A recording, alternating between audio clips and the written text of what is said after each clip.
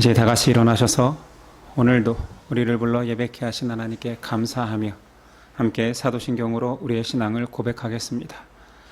나는 전능하신 아버지 하나님 전지의 창조주를 믿습니다. 나는 그의 유일하신 아들 우리 주 예수 그리스도를 믿습니다. 그는 성령으로 잉태되어 동정녀 마리아에게서 나시고 본디오 빌라도에게 고난을 받아 십자가에 못 박혀 죽으시고 장사된 지 사흘 만에 죽은 자 가운데서 다시 살아나셨으며 하늘에 오르시어 전능하신 아버지 하나님 우편에 앉아 계시다가 거기로부터 살아있는 자와 죽은 자를 심판하러 오십니다. 나는 성령을 믿으며 거룩한 공교회와 성도의 교제와 죄를 용서받는 것과 몸의 부활과 영생을 믿습니다. 아멘. 우리 저희 뒤에 문 좀 닫아주실래요?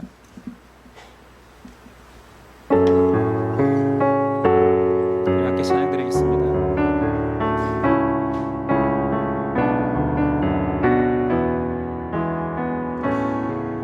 고개 들어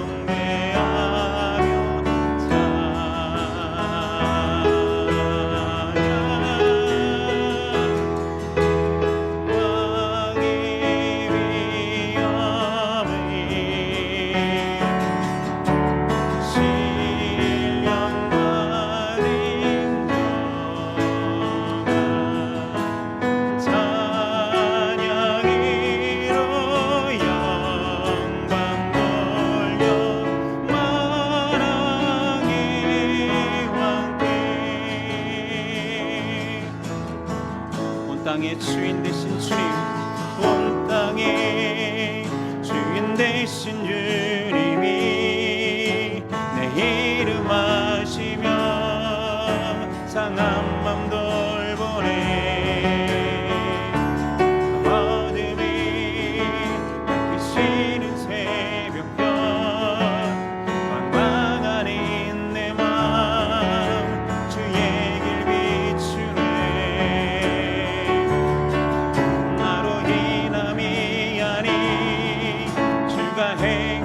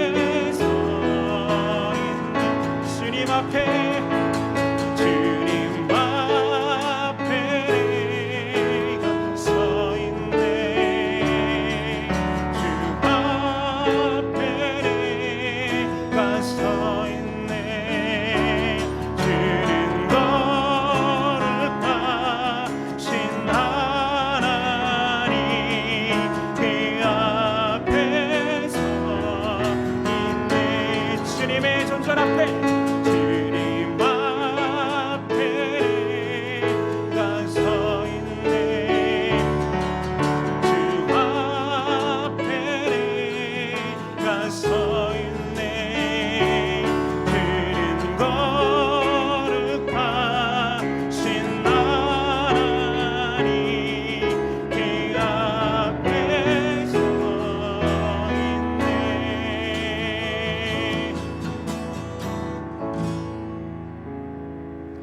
침묵으로 계속 기도하시겠습니다.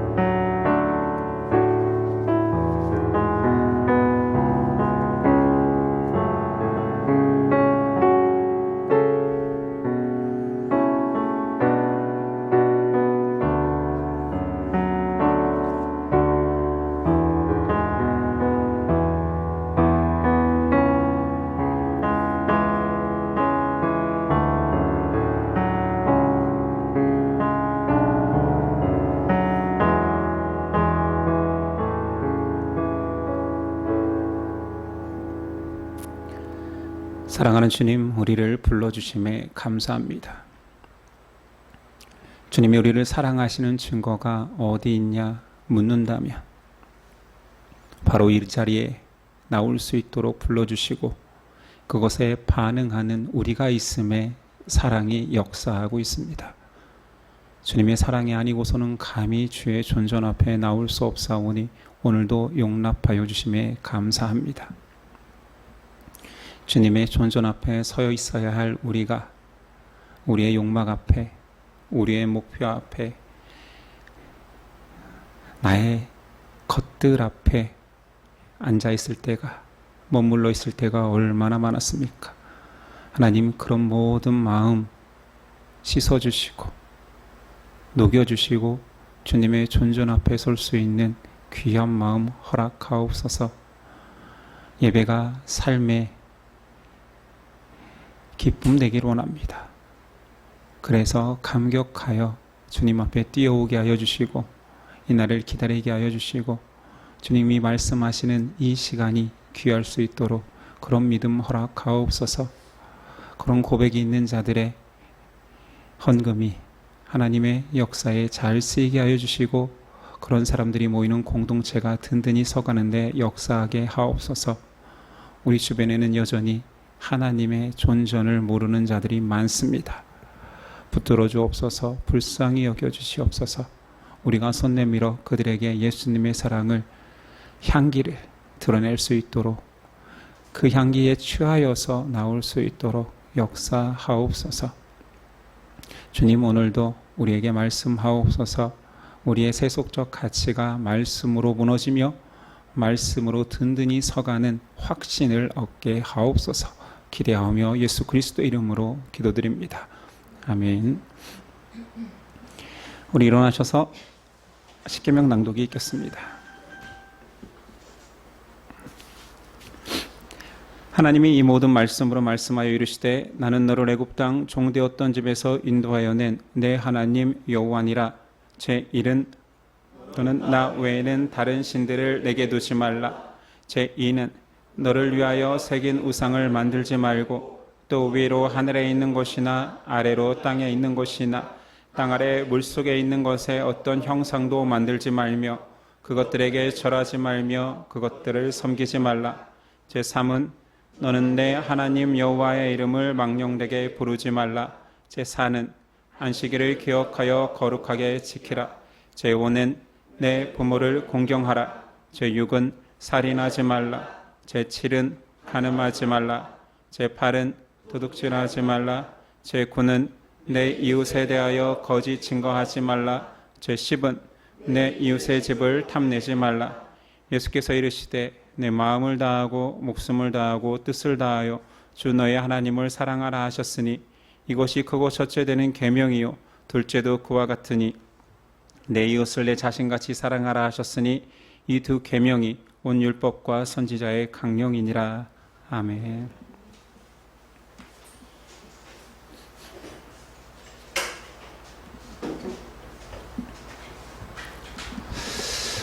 오늘 우리에게 주시는 하나님의 말씀은 누가복음 13장 22절로 30절까지입니다.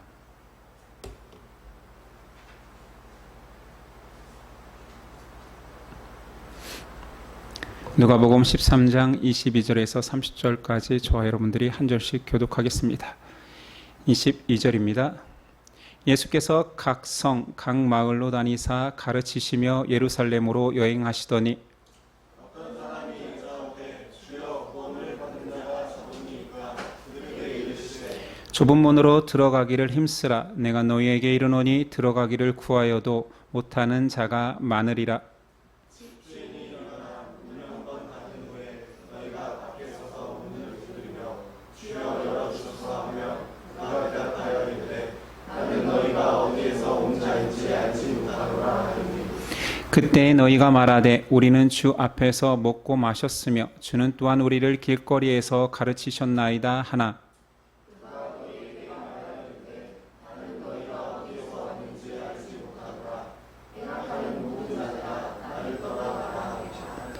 너희가 아브라함과 이삭과 야곱과 모든 선지자는 하나님 나라에 있고 오직 너희는 밖에 쫓겨난 것을 볼 때에 거기서 슬피 울며 이를 갈리라.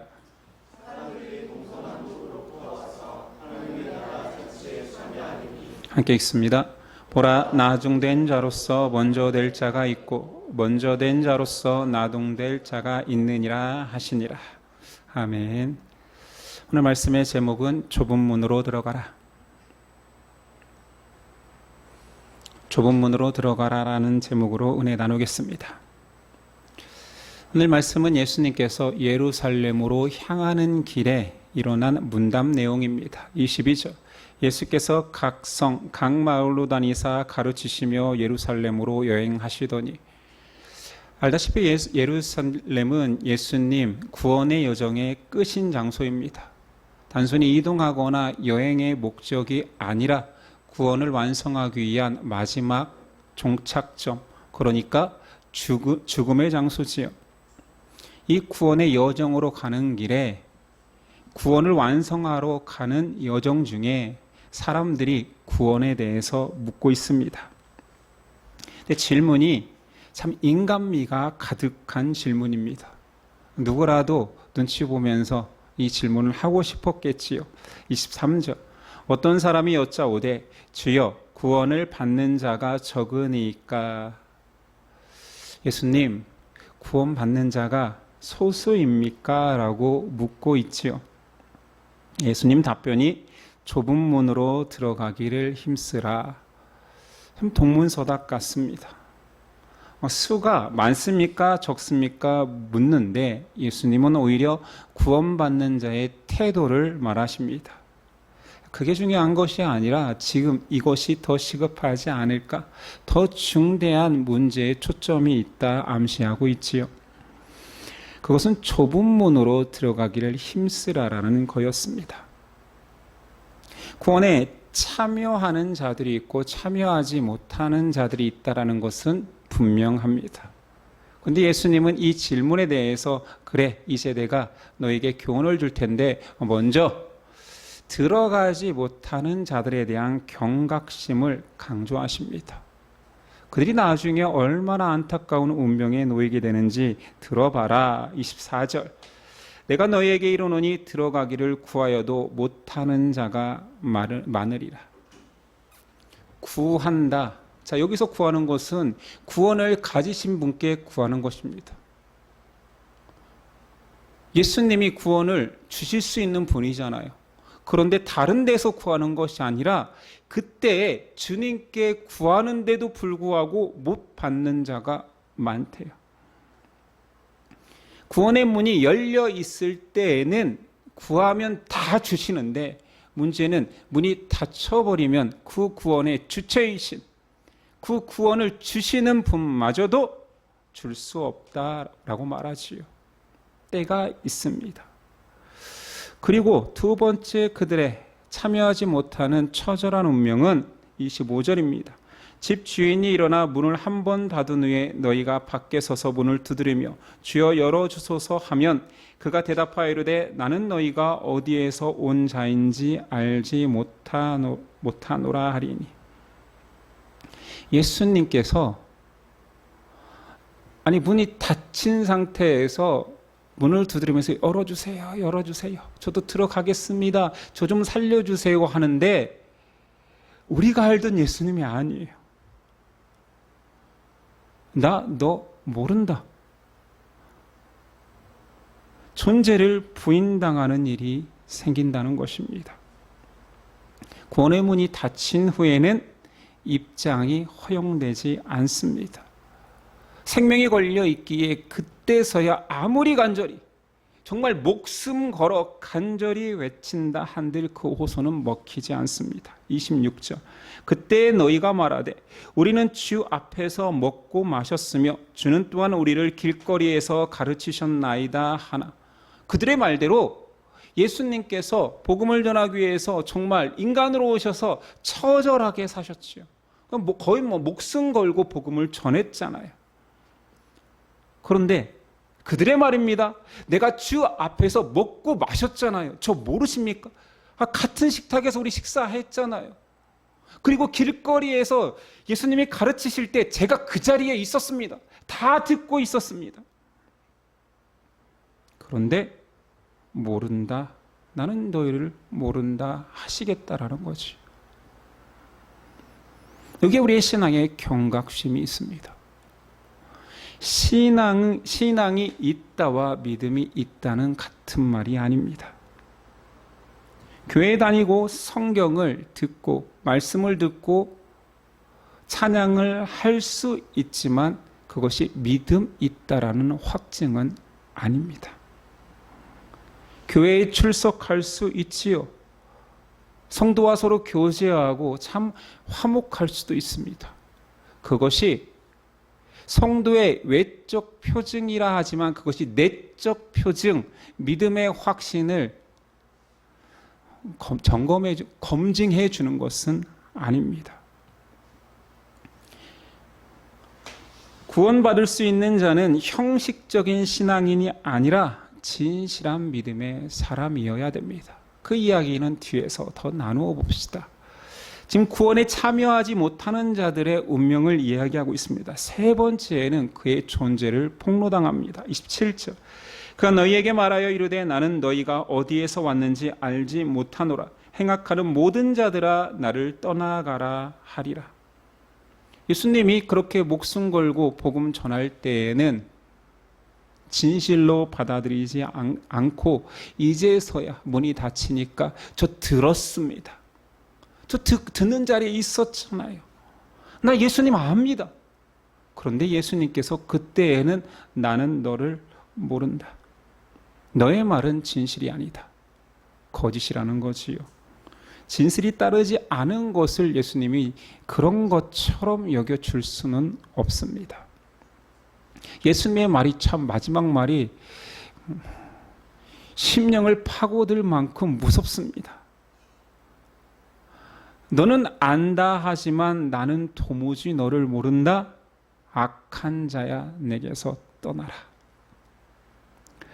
이게 실제로 들려지는 사건의 현장에서 들려지는 말이라면 얼마나 공포스럽겠습니까? 어떤 영혼이 예수님께 가서 예수님 저 압니다. 예수님 말씀 저 잘 따라왔습니다 했는데 너 누구니? 아니 저 누구잖아요. 제 이름도 아시잖아요. 나는 너를 도무지 모른다. 악한 자여 행악하는 자여 여기서 나가라. 인간으로 태어나 절대로 들어서는 안 되는 절망의 말씀이죠. 예수님은 사랑의 종으로 오셨습니다. 섬김의 종으로 오셨습니다. 이 땅의 주인임에도 불구하고 사람을 섬기기 위해서 스스로 종이 되어서 복음을 전할 때는 종처럼 전합니다. 때리면 맞습니다. 밟으면 밟힙니다. 침 뱉으면 맞습니다. 그리고도 간절하게 한마디 복음을 전하지요. 그때는 제발 들어달라 간청하는데 문이 닫히는 그때에는 예수님이 정말 딴 사람 같습니다. 내게서 떠나라. 나는 너를 도무지 알지 못한다. 저주의 말씀이지. 인간으로 태어나서 절대자가 창조주가 피조물을 부인하는 거예요. 너는 내 거 아니다. 넌 내가 지은 것도 아니다. 나 상관 안 난다. 너 버릴 거야. 완전한 절망이지. 공포 그 자체입니다. 그런데 사람들이 이 두려움을 깨닫지 못합니다. 예수님 선택한 자와 유기된 자의 운명을 온전히 드러내십니다. 28절. 너희가 아브라함과 이삭과 야곱과 모든 선지자는 하나님 나라에 있고 오직 너희는 밖에 쫓겨난 것을 볼 때 거기서 슬피 울며 이를 갈리라. 여기 유대인들이 가득한 곳에서 많은 자들이 함께하지 못할 것이다. 그리고 그때 너희가 그렇게 따른다 존경하던 아브라함, 이삭, 야곱과 함께 그곳에 있을 자들일 것 같지 아니야. 밖에서 이를 갈고 슬피 울 것이야. 문 두드리면서 열어달라고 외쳐도 이미 늦은 상태일 거야. 이것을 절망이라고 하지요. 창조주의 손길이 미치지 않는, 더 이상 창조주를 아무리 목 놓아 불러도 대답하지 않는 그곳을 우리는 지옥이라고 합니다. 사람들은 지옥이 무슨 엄청난 고문이 있고 고통이 있어야 지옥이라고 여기는데, 하나님이 없는 곳, 반응하지 않는 곳, 하나님을 찾을 수 없는 곳이 지옥인 거지요. 분리됩니다. 아무리 두드려도 저쪽에서 반응하지 않습니다. 오히려 지금 나도 모른다라는 말조차 반가울 거예요. 그런데 그 갭은 온전히 벌어져 아무리 부르짖어도 들리지 않는 곳에 격리될 때가 옵니다. 그곳에 들리는 소리는 울부짖음이래요. 분노와 좌절의 울부짖음, 후회와 절망의 이 갈림, 그것만 가득하대. 한번 상상해 보십시오. 어떤 장소에 막 아파 고통 소리보다 저는 더 무서운 것이 분노의 울부짖음 소리와 사방에서 고통을 참을 수 없어 이를 갈고 있는 소리가 들린다 생각해 보십시오. 안타깝게 그런 장소에 많은 이들이 가게 된다 예수님이 말씀하십니다. 절망은 이럴 때 쓰는 말입니다. 차라리 아무것도 모르고 처음부터 그 속에 있다라면 그렇게 절망스럽지 않을 텐데, 손 내밀면 잡을 수 있는 곳에 나와 같이 식사하던 그 자리에 예수님이 계셨으니 얼마나 더 절망스러울까요? 후회만 가득할 것입니다. 우리 인생을 살다 보면 후회가 가득할 때가 있잖아요. 절망까지는 아니어도 막 좌절스러운 상황을 자주 마주하잖아요. 심지어 사람은 내가 타려는 전철 하나만 놓쳐도 굉장히 좌절되죠. 그런데 그것이 만약에 비행기라면 당혹스러움이 아주 클 것입니다. 제가 예전에 아내가 아버지 학교 간사로 있을 때 주일날 저녁에 제주도에 들어가야 될 일이 있었어요. 먼저 사역하고 있었기 때문에 사역을 마치자마자 늦은 시간으로 잡았다고 생각했는데 비행기 시간하고 너무 촉박한 거예요.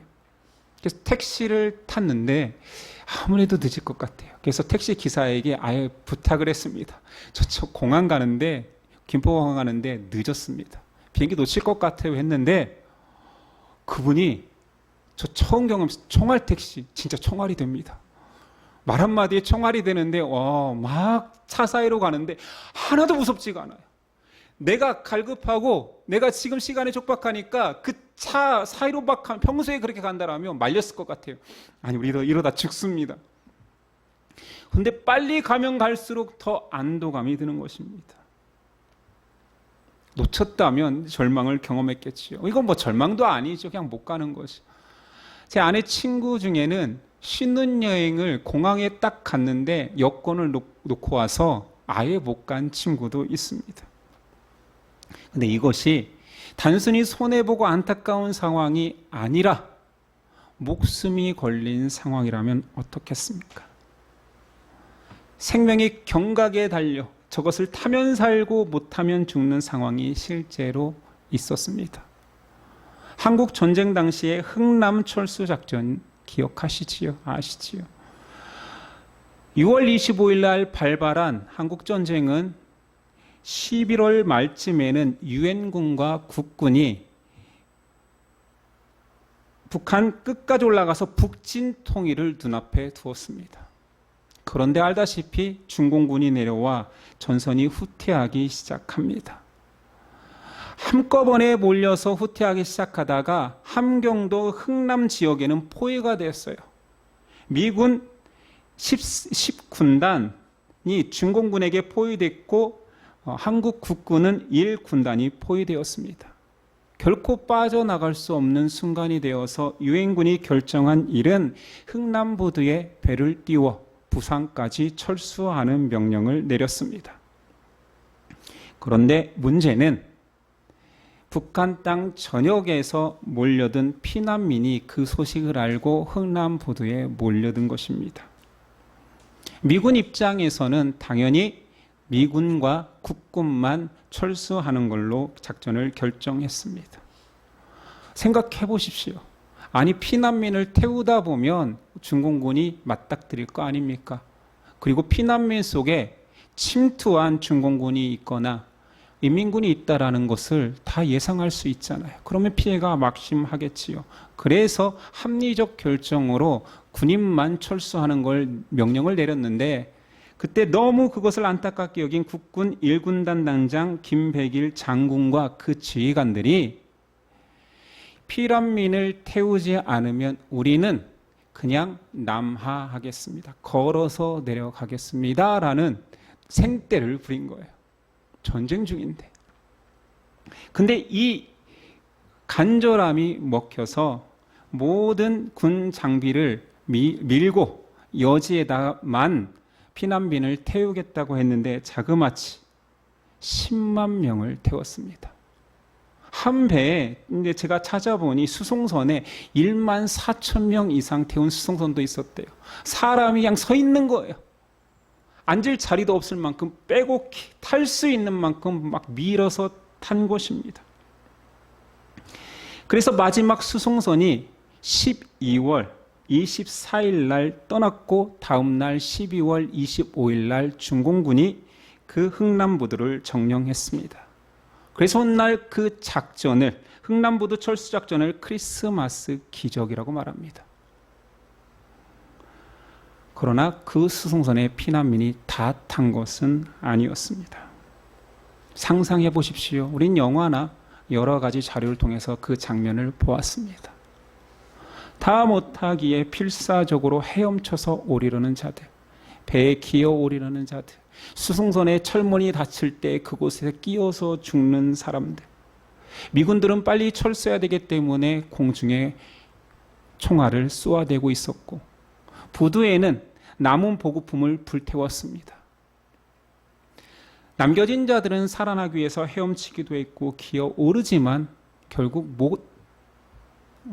배에 오른 사람들이 많지요. 이 배에서 그 장면을 본 사람들은 남겨진 자들의 울부짖음과 포탄과 불에 의해서 지옥 같았다라고 말합니다. 하나님의 구원에서 남겨진 자들은 거기서 슬피 울며 이를 갈미 있을 거라 말합니다. 근데 이때 마지막에 남겨짐은 이 생에서 전쟁 중에 죽는 거와는 차원이 다릅니다. 그냥 끝나는 거잖아요. 아니, 그냥 한 목숨 죽으면 그건 무서운 게 아니에요. 여러분, 진실로 우리가 이 생에서 잘 못 믿어서 만약에 심판받아 100년간 고난 당한다라면 여러분, 지옥이 그렇게 무섭습니까? 아니요. 희망이 있는 곳이잖아요. 아니, 1000년이든 만년이든 그 기한이 있다라면 견딜만 한 곳이잖아요. 하루하루 뭐 죽지 않고 살아서 버티면 언젠가는 리셋된다며. 근데 영원한 고통은, 사람은 영원을 모르기 때문에 그 영원한 고통이라는 그 개념 자체가 없습니다.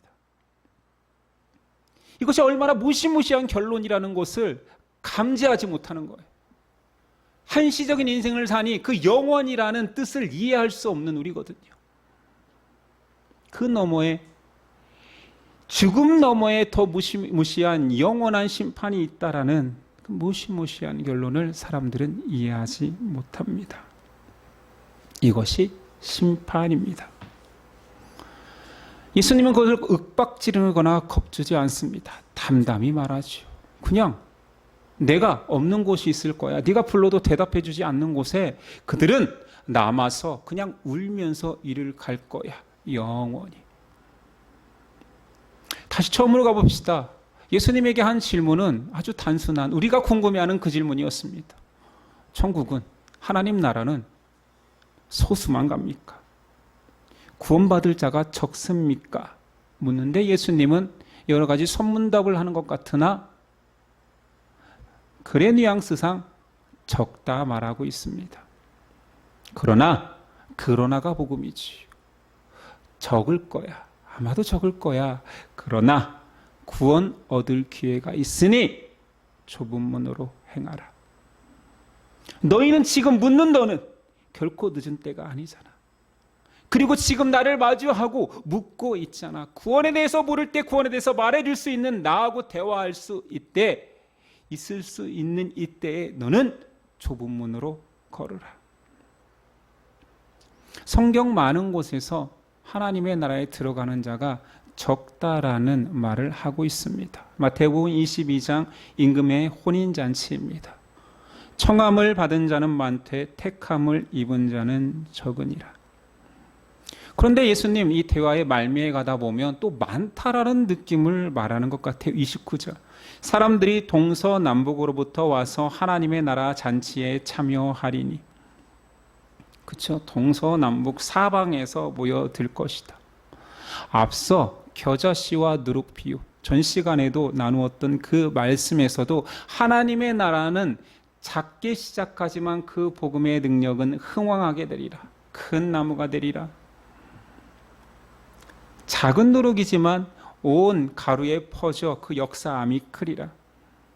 자, 그러면 오늘 예수님의 말 속에는 적습니까? 물었더니 적을 거야. 그러나 많다. 무슨 말입니까? 그냥 예수님 답을 회피하시는 것입니까? 정확히 숫자 말해주기 싫어서 이렇게 말한 걸까요?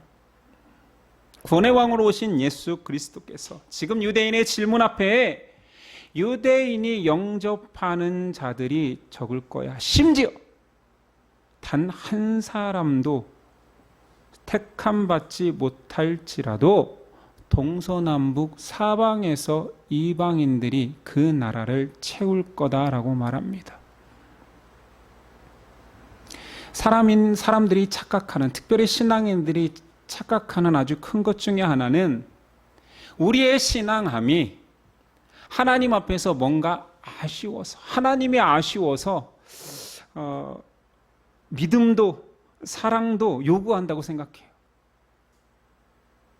아마 포교를 그렇게 받아서 그런가 봐요. 제발 교회 좀 나와주세요. 구원 받아야 됩니다. 우리 교회 한번 와보세요. 이렇게 포교하다 보니까 그 전도 대상자들이 그냥 기본적으로 영적 갑질을 이렇게 장착하고 나타나요. 내가 한번 가주지 뭐. 내가 한번 선수들이 믿음 가져보지 뭐. 하나님 한번 믿어보지 뭐. 예수님 한번 얘기 한번 들어보지 뭐. 근데 이 태도가 신앙인이 되어서도 유지된다라는 거지. 하나님은 우리의 찬양과 경배를 받으시는 주체가 맞습니다. 그러나 우리가 찬양하지 않는다고 해서 그분이 손상당할까요? 그분의 크심과 영화로움이 작아질까요? 결코 아니지. 사람의 관점으로 하나님도 그러실 거라는 거예요. 우리가 많이 잘 믿어드리면 사람 수는 경제에서는 그게 영향력이잖아요. 많은 사람들이 추앙하면 그것이 영향력으로 환산되기 때문에 하나님은 더 영광 받으시기 위해서 세계 만국에서 더 많은 사람들이 찬양해야 되는구나. 온 인류가 하나님만 믿어야 하나님은 더 큰 영광을 받으시는구나 라고 착각하는 거지. 한 사람도 노래하지 않아도 하나님의 존귀함과 영광은 실추되지 않습니다. 절대자이기에 피조물의 행위로 그분의 권위가 손상되지 않습니다. 그래서 우리는 착각하지 말아야 돼요. 하나님은 사랑이십니다. 그리고 하나님은 완전하십니다. 한 명이 회개하고 돌아오면 사랑의 하나님이 그 사랑의 마음이 커지고 기쁜 것은 사실이에요. 그러나 한 사람이 돌아오지 않는다고 해서 하나님이 불완전한 것은 아닙니다. 한 명의 회개의 유무로 인하여서 하나님의 권위가 높아지거나 낮아질 수 없습니다. 예수님 마지막 절에 이 말씀을 하십니다. 보라, 좀 들어봐. 나중된 자로서 먼저 될 자가 있고 먼저 된 자로서 나중될 자도 있느니라. 이건 철저하게 사람 입장에서 하는 말입니다. 야, 내가 너를 작은 자지만 크게 쓰겠다, 이런 뉘앙스 아니에요. 자, 사람아, 잘 들어봐. 지금 높은 자 중에 낮은 자가 생겨. 낮은 자 중에 높은 자가 생겨. 지금 웃는 자 중에 우는 자가 생겨. 지금 우는 자 중에 웃는 자가 있을 수 있다. 인생에 전복이 일어난다라는 거예요. 그런 일이 일어나는데 너는 뭐 할래? 그 네 일생이라니까. 아니, 성공한 자 중에 멸망하는 자가 있고 다 죽었다는 자 중에 구원받는 자가 있을 텐데 너는 뭐 할래? 예수님 마지막 말씀은 인생에게 던지는 좀 무서운 경고입니다.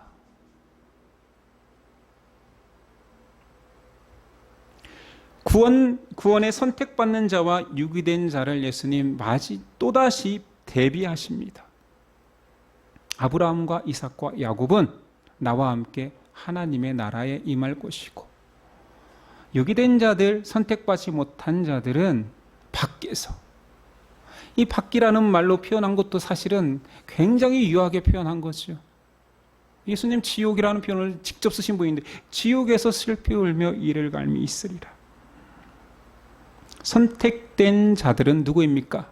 오늘 말씀 안에서는 좁은 문으로 향하는 자들입니다.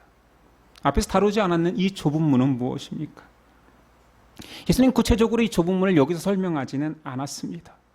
그런데 이 굴의 문맥상, 주인과 예로 든 문이 닫혀서 들어오지 못하는 사람과 주인의 대화 속에서 이 간격에 닫혀있는 곳이 좁은 문이라면 연결할 수 있는 게 있지요. 좁은 문은 관계성의 문입니다.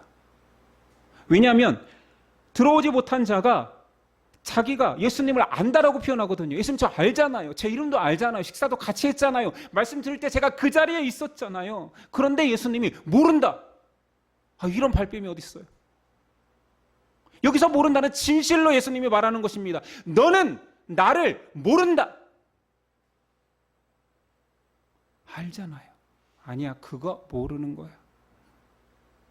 내가 시침이 떼는 것이 아니라 모른다. 더 심한 말도 있습니다. 마태복음 7장 22절. 주의 이름으로 선지자 노릇하고 귀신을 쫓아내고 많은 권능을 행한 것도 오히려 불법을 행한 자라 말합니다. 아니, 주님의 이름으로 어마어마한 봉사를 했어요. 선지자 역할을 했어요. 복음을 선포하고 다니고 귀신을 쫓아내고 권능을 행하고. 그런데 불법을 행한 자여 나가라. 결과적으로 좁은 문은 주의 뜻을 아는 자, 주의 뜻이라 여기는 봉사를 하는 자, 헌신을 하는 자가 아니라 진실로 그의 뜻을 따라 사는 자입니다. 두 번째, 왜 좁은 문이라 표현했을까요? 말 그대로 좁기 때문입니다. 이건 예수님이 자주 쓰시는 표현 좁은 길하고도 비슷하지요. 좁은 문, 좁은 길은 찾는 이가 적은 길, 문입니다. 제자의 길을 이야기하시면서 예수님 이렇게 말합니다. 부모와 형제 자매와 처자와 심지어 자기 목숨까지도 미워하지 아니하면 능히 자신의 제자가 될 수 없다. 좁은 문으로 행하라. 많은 유대인들이 그 당시에 예수님 제자됨을 자처했습니다. 그런데 많이 밖에 있을 거야. 그 길을 따르는 자는 적을 거야. 마지막 때에 믿는 자를 보겠느냐. 자, 좁은 길, 좁은 문은 찾는 이가 적을 뿐만 아니라 고통스러운, 그러니까 찾는 이가 적겠죠. 그런 문입니다. 자, 흔히 제가 은혜 강조하니까 구원을 향하는 그 길에서 아무 기준도 없이 그냥 정신 멍한 상태로 예수님께 다 맡깁니다. 그냥 나를 받아 주옵소서 하면 가는 길이 구원의 여정인 줄 알아요. 한 단계 더 수준 높은 여러분에게 메시지를 전하겠습니다. 은혜로 가는 길이 맞은데 그 은혜라는 것은 아무 공로 없이 아무것도 안 해도 가는 길인데 그 아무것도 안 하는 것은 아닙니다. 뭔 말이에요? 그 기준이 없다라고 성경은 말하지 않습니다. 있다. 있는데 너무 힘들고 고통스럽고 높다라고 얘기합니다. 없다와 전혀 다르죠. 오히려 있다니까요. 그런데 그러면 제가 그렇게 한번 해보겠습니다 하면 이게 또 복음이 아닙니다. 은혜가 아닙니다. 구원의 여정이 너무 높고 힘들기 때문에 우리에게서 나오는 것은 내 노력을 다해봐도 내 힘으로는 안 되잖아요. 결국은 내 힘으로 못 간다는 얘기잖아요. 그래봐자 그러니까 내가 내 힘으로 예수 그리스도의 능력으로 성령에 힘입어 주께 구하며 따라오라라고 말합니다. 기준이 있지요. 힘으로도 능력으로도 헌신으로도 못 간다면서요. 그런데 최선을 다하라는 거 이게 말이 됩니까? 말이 됩니다. 인간의 최선으로는 도달할 수 없는 그 높음입니다. 인간의 열심으로는 도달할 수 없는 그 헌신인 거예요. 그러니 기준이 없는 것이 아니라 기준이 너무 높으니 네 힘으로는 불가하다. 의지해라. 아무것도 할 수 없다라고 고백해라. 겸손하게 따라와라. 그런 자들이 구원의 좁은 문을 통과한다라는 말입니다. 제가 이렇게 설명했지만 여러분들이 이걸 잘 이해해 주셔야 할 텐데, 내 힘으로, 내 능력으로, 내 인격으로, 내 열심으로 갈 수 없는 십자가 길이기에 주님만을 의지합니다. 내 힘으로 못 갑니다. 주님 저 좀 살려주세요. 저 여전히 거룩하게 산다 하지만 죄인이군요. 이런 고백하며 겸손하게 걷는 길이 주님의 구원의 길을 따라가는 길입니다. 좁은 문을 좀 이해하셔야 되겠지. 대비하는 두 번째는 유기된 자들입니다. 이들은 오늘 말씀에 그냥 여러 가지로 표현하지 않고 마지막 날 되면 그냥 후회하는 자들이에요. 마지막 날을 그 전에 말해 주거든요. 야, 심판이 있다. 마지막이 있어. 문 닫힐 거야. 10처녀가 있는데 신랑이 오시는 날 기름이 준비되지 않으면 5처녀는 아무리 간절하게 애를 써도 못 들어와. 그런 날이 있어. 분명히 존재해. 네 인생에 경험하게 될 거야. 말하여도 듣지 않았습니다. 주님, 저는 주님의 말씀을 들었잖아요. 같이 밥도 먹고 주님의 사골에서 얘기할 때 그 더운 곳에 제가 떼양볕에 서서 다 듣고 있었잖아요. 아니요, 안 들린 것입니다. 유기된 자들의 저주받은 특징은 자기 소신과 확신이 강합니다. 복음을 거절하지. 유기된 자들은 때가 충분하다 느낍니다. 내가 언젠가는 믿겠지. 언젠가는 잘 믿겠지. 언젠가는 예수님이 나의 주라 고백하고 죽기 전에는 천국 가지 않겠어? 죽기 전이 언젠데요? 안타까운 소식을 계속 듣는 것은 사람이 오고 가는 데는 순서가 없던데요. 오는 건 순서가 있겠지. 가는 데는 순서가 없습니다. 제 친구도 벌써 여러 갔고요. 지난주에는 누리 집사님의 친구가 갔다 합니다. 우리 친인척들도 명절에 돌아가신 분들의 소식을 듣고 그러잖아요. 유기된 자들은 심각성이 없습니다. 앞에서 말한 공포와 두려움이 없습니다. 인식하지 못합니다. 마지막 날에 대한 인식이 신앙의 태도를 결정함에도 관심이 없습니다. 신앙생활 하면서도 마지막 날을 인식하며 살지 않습니다. 군대 얘기해서 죄송한데 제가 군 생활할 때 좀 그 당시 분위기는 학생 선교단체 이런 데는 좀 겉멋이 들었었나 봐요. 그래서 군대 가는데 기껏 다들 가는 군대인데 뭐 군대 뭐 군 선교사로 파송한다는 동, 뭐 파송식하고 뭐 결단 의식하고 막 눈물로 벌떼기도 해주고 막 이런 분위기였거든요. 그래서 저도 선교사의 마음을 가지고 군에 갔습니다. 그러니 당연히 술 담배 하지 않았고 가요조차 부르지 않았습니다. 근데 형제들은 다 알잖아요. 강요회에서 야 막내는 일어나서 노래일발 장전 하면 발사하고 불러야 되잖아요. 근데 전 다행히도 술을 안 하기 때문에 회식 자리에서 하는 그 노래의 흥겨운 잔치에 끼지 않고 항상 서빙을 받습니다. 너무 감사했어요. 나한테 야 뭐 끓여와라 하면 끓여다 주고, 그리고 제가 끓인 건 맛없는 거 다 아시잖아요. 그렇게 복수하고 아무리 해도 저는 맛있지 않습니다. 그래서 서빙을 했기 때문에 평소에 막 흥겹게 노래 부르고 막 막내들 노래 한 명씩 나와서 하라 할 때는 저는 항상 열애였는데, 어느 날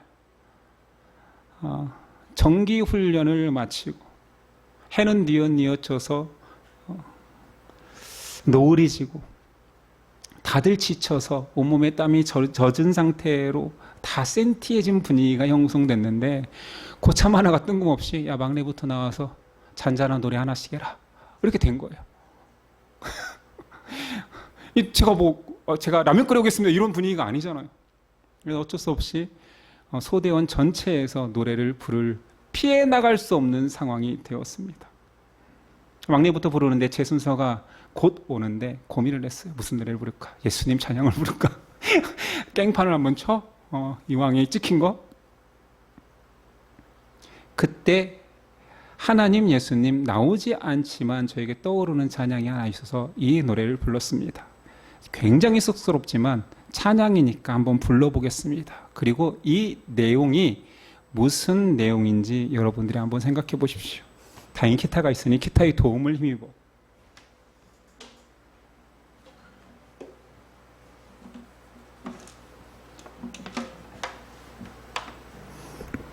잘 모르는 찬양일 거예요.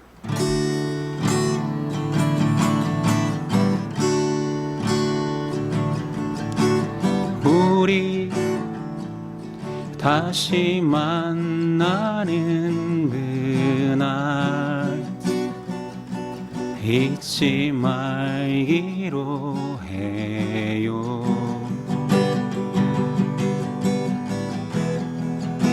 좋은 날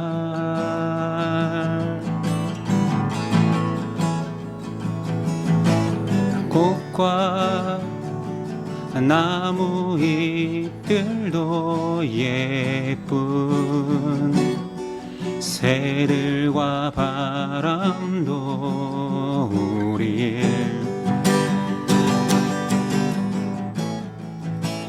잊어도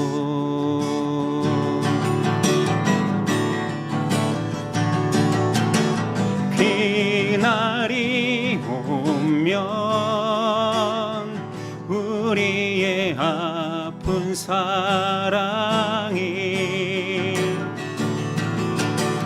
한 마리 비둘기 되어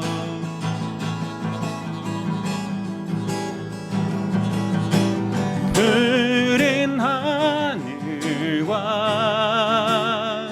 끝없는 지평선 넘어 희망의 나라로 가네.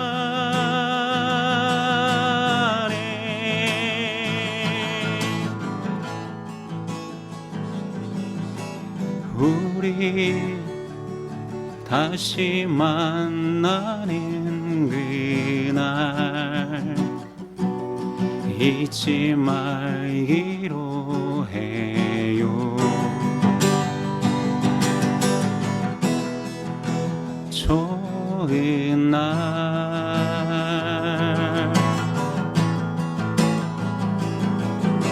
꽃과 나뭇잎들도 예쁜 새들과 바람도 우릴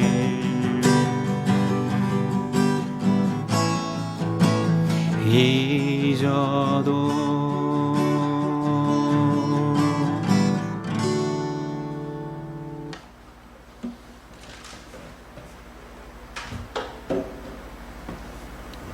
가사 좀 들어보셨습니까?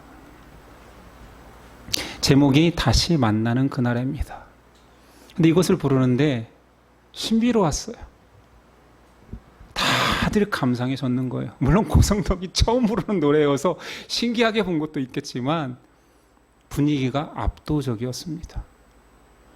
이 노래를 무반주로 천천히 부르는데도 아무도 소란스럽고 움직이지 않았습니다.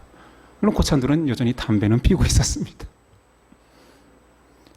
담배 연기 자욱한데 우리 다시 만나는 그날. 아마 우리 다시 만나는 그날이라고 했으니까 아마 헤어진 연인이 있으면 헤어진 연인을 떠올렸겠지요. 그리운 부모님을 떠올리는 장병도 있었을 것입니다. 들어봐서 알겠지만 우리 다시 만나는 그날은 하나님과 성도가 만나는 날을 표현하고 있습니다. 제가 이 찬양을 부르고 나서 나중에 자대에 복귀할 때 고참 하나가, 교회 다니지 않는 고참 하나가 와서 저한테 이렇게 얘기하더라고. 야, 그거 교회 노래지? 들을 게 있는 자는 듣습니다. 하나님 예수님 없어도 그것이 연인을 향한 노래는 아니라는 것을 알더라고요. 그러나 귀 있는 자라고 다 들리는 것은 아닙니다. 입으로 예수님을 고백한다라고 다 그것이 믿음의 고백이 되지도 않습니다. 저는 가장 불쌍한 사람이 평생 예수 믿고 구원받지 못하는 사람입니다. 물론 말에 어폐가 있죠. 예수님을 믿는다 하면 구원받지 못하겠지만 예수님이 아니라 그 안에서 예수 아닌 내 욕망을 예수님처럼 따르며 신앙하는 위험성도 우리 교회에는 존재합니다. 예수님, 선택받는 자와 유기받는 자가 있다.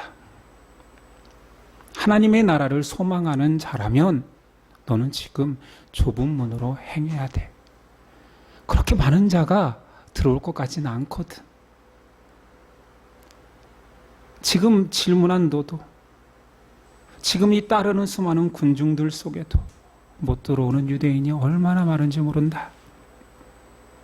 사람들은 넓고 편한 길을 향한다. 그러나 나중에 때가 차면 들어가려 간청하여도 울부짖어도 들어가지 못하는 때가 있다라고 말합니다. 유대인들은 당연히 나는 하나님을 믿고 내가 아브라함의 후손인데 내가 바리새인인데 내가 못 가겠어라고 여기는 바리새인들은 쫓겨난다 말합니다. 감히 나 같은 자가 이 잔치에 초대받겠어? 나는 가난하고 병들고 약한 자인데 나는 아닐 거야 하는 자들이 참석하게 됩니다. 스스로 경건하다 여기는 자, 내가 평생 신앙생활했고 내가 목사고 장로야, 이런 자들이 예수님이 건네는 흰옷을 거절합니다. 겸손히 나는 자격 없는데 나 같은 자가 천국 가면 그게 천국이겠어? 이 모습 이대로 가면 난 진짜 내가 죄송해서 못 들어갈 것 같아 라고 말하는 그들이 주님이 내민 세마포 옷을 넙죽 받습니다. 그리고 은혜라고 정말 울며불며 내가 이거를 받을 자격이 있냐라고 말하겠지요. 좁은 문 좁은 길은 어려운 길이 맞습니다. 어떠한 헌신으로도 오를 수 없는 길이 맞습니다. 그러나 그래서 안 걸어보겠다가 아니라 그래서 포기할 수밖에 없는 그 어려운 길을 내가 예수님 의지해서 걸어보겠습니다. 아마 실패할 것입니다. 아마 그렇게 이쁘게 걸어내지 못할 것입니다. 난 여전히 죄악에서 뒹굴면서 또 살려달라고 외칠 것입니다. 그러나 주님 없으면 전 안 됩니다. 고백하는 그 친밀함, 그 친함이 있는 자들이 걷는 길입니다. 우리 죄인이잖아요. 예수님 믿으니까 십자가 복음이 들어오니까 의인이 되던가요? 아니잖아요. 더 싫어지잖아요. 내 안에 죄된 것들이 더 짜증나고 또 반복되는 내가 너무 싫잖아요. 그게 정상입니다. 우리가 좁은 길로 향하고 있기 때문에 내 모습이 역겹고 내 가식이 싫어지고 더 예수님만 의지하게 되는 우리가 예수님을 인격적으로 고백하며, 그리고 이런 우리지만 끝까지 예수님 십자가 길을 따라가 보겠습니다 고백하는 자인 것입니다.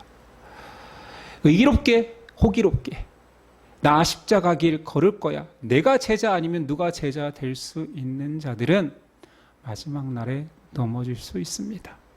겸손하게 좁은 길이 내 길이며 그 길을 걸으며 고통스러운 것이 정상임을 인정하고 잘 가고 있군요, 고통스러워도 주님만 계시면 됩니다 고백하는 저와 여러분 됩시다. 기도하겠습니다.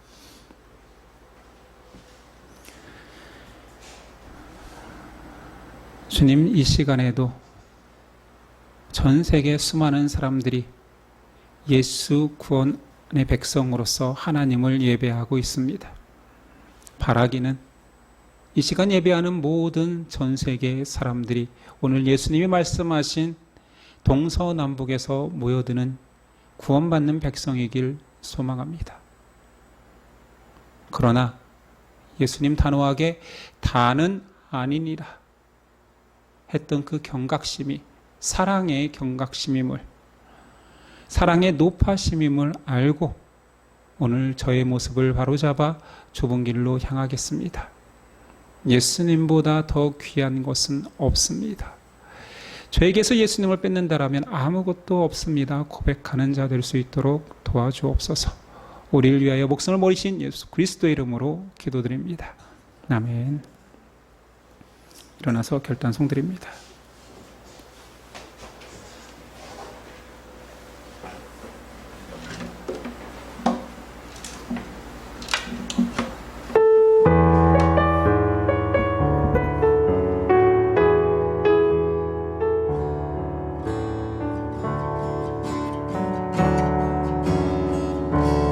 온 땅의 주인 되신 주님이 내 이름 아시며 상한 맘 돌보네.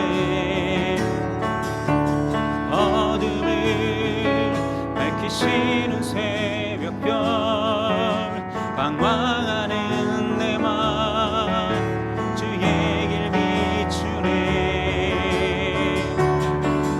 나로 인함이 아닌 주가 행하신 일로 나의 행함이 아닌 오직 주로 인하여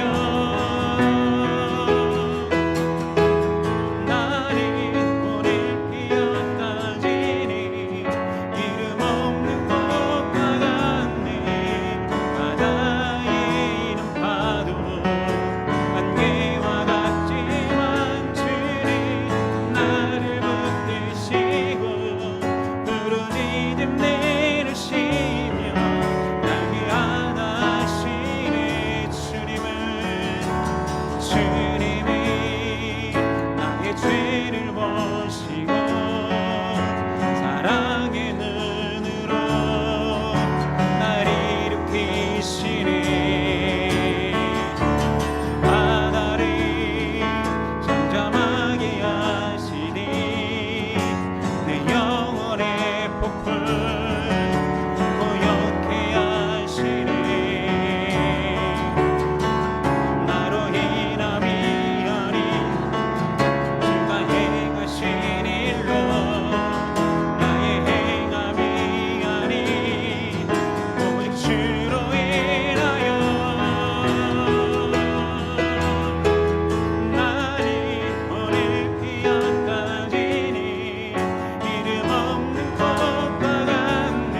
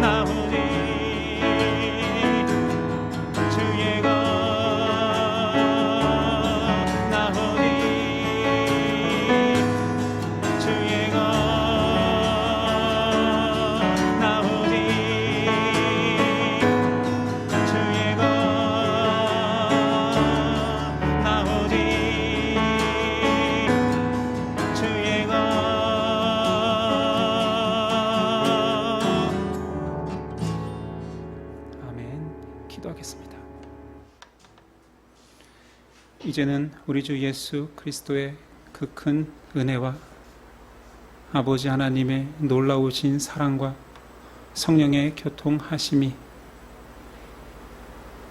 주님 따라 가겠습니다. 주님이 걸어가신 길을 주님을 의지하여 걸어보겠습니다 고백하는 저와 예심 형제 자매 가운데 이제부터 영원까지 함께 하시기를 간절히 축원하옵나이다. 아멘.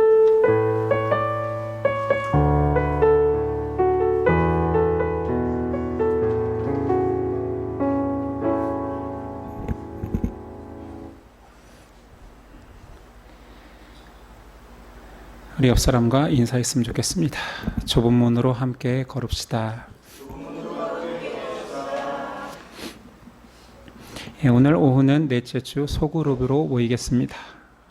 그리고 밴드의 광고했다시피 오늘부터 김효신 집사님과 제가 만든 찬양 동아리, 물론 여러분들 꼭 참여하세요 이런 건 아닙니다. 편하게 주일날 3시에 이곳에서 모여서 2곡 정도 편안하게 배울 예정이니 참석하고 싶은 분들은 참석하시고, 혹시 악기로 오늘 곡 말고도 다음에 이 곡을 또 연습하고 이럴 때 참여하시고 싶은 분들, 악기로 연습해서 같이 협조하고 싶은 분들도 연습해서 하면 되니까요. 참여했으면 좋겠습니다. 예배를 마치겠습니다. 한 주간도 승리하십시오.